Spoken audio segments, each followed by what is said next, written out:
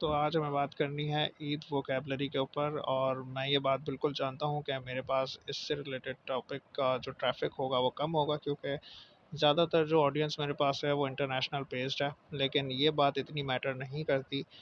मुझे ऐसा लगता है कि मेरा इस चीज़ के ऊपर बात करना ज़रूरी है, क्योंकि लोग बहुत सारे कल्चर्स और डिफरेंट फेस्टिवल्स और इवेंट्स के ऊपर बात करते हैं। कोई क्रिसमस पे बात करता है, कोई नवरात्रि पे बात करता है। तो चूंकि मैं अपनी नॉलेज रखता हूँ तो मैं उसके अकॉर्डिंग यहाँ पर आपको इस टॉपिक से रिलेटेड बहुत सारी चीज़ें बताऊँगा। और एक और इम्पॉर्टेंट बात यह कि आपको बताने का मकसद ये नहीं है कि आप ईद मिलने जाएं या कहीं जाएं तो आप इस तरह की वोकेबलरी और हार्ड चीज़ें यूज़ करें।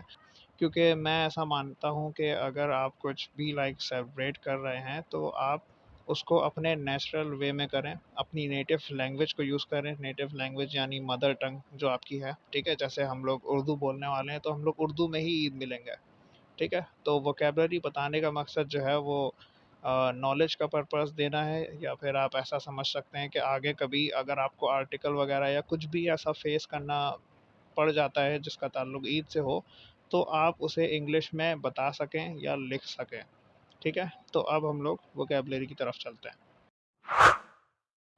तो सबसे पहला वर्ड जो है वो है ईद प्रेयर, जिसको हम ईद की नमाज कंसिडर कर रहे हैं, ठीक है। फिर है हम गिव ईदी। तो याद रखिएगा ईदी का कोई दूसरा लफ्ज़ नहीं है, ठीक है। आप डायरेक्टली ईदी यूज़ कर सकते हैं वर्ड। और आप ये भी कह सकते हैं टू गिव ईद मनी, ठीक है। ईद मनी को भी हम ईदी ही कंसिडर करते हैं।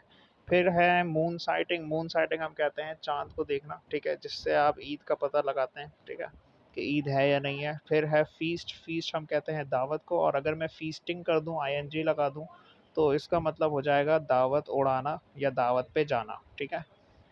और फिर लिखा हुआ है ईद ईव। तो याद रखिएगा ईव जो है वो इवनिंग की शॉर्ट फॉर्म होती है, और ईद ईव बोलने का मतलब है चांद रात, ठीक है। यानी ईद से पहले वाली जो शाम होती है उसको हम चांद रात कहते हैं ना, तो ईद ईव होती है। और फिर आप में से कोई सवाल कर सकता है कि भाई अगर ये ईद ईव है तो ईद की शाम को क्या बोलेंगे, तो उसको हम बोल सकते हैं ईद डे ईव। यानी ईद ईव के दरमियान में अगर मैं डे का लफ्ज़ लगा दूं, तो इसका मतलब ये है कि ईद के दिन वाली जो शाम है वो है ईद ईव, ठीक है। और फिर लिखा हुआ है टू एम्ब्रेस समवन, ठीक है। तो इसका मतलब होता है गले मिलना। ये नॉर्मल गले मिलने वाले से हट के होगा, ठीक है। ये ईद में जो हम गले मिलते हैं उससे रिलेटेड है। ग्रीट समवन ईद का मतलब है ईद मुबारक कहना। एब्लूशन मतलब वज़ू। चैरिटी मतलब ज़कात। अच्छा, चैरिटी आप कंफर्म कीजिएगा। वैसे तो मैं बिल्कुल रिसर्च करके ही आपको सब कुछ बता रहा हूँ, लेकिन फिर भी 100% कंफर्मेशन अगर आप में से कोई दे सके तो प्लीज़ मेंशन कीजिएगा, ताकि अगर इसका कोई इंग्लिश वर्ड हो तो मैं उसको रिप्लेस कर सकूं। और प्रेयर जो है वो ऑप्शनल नफिल है।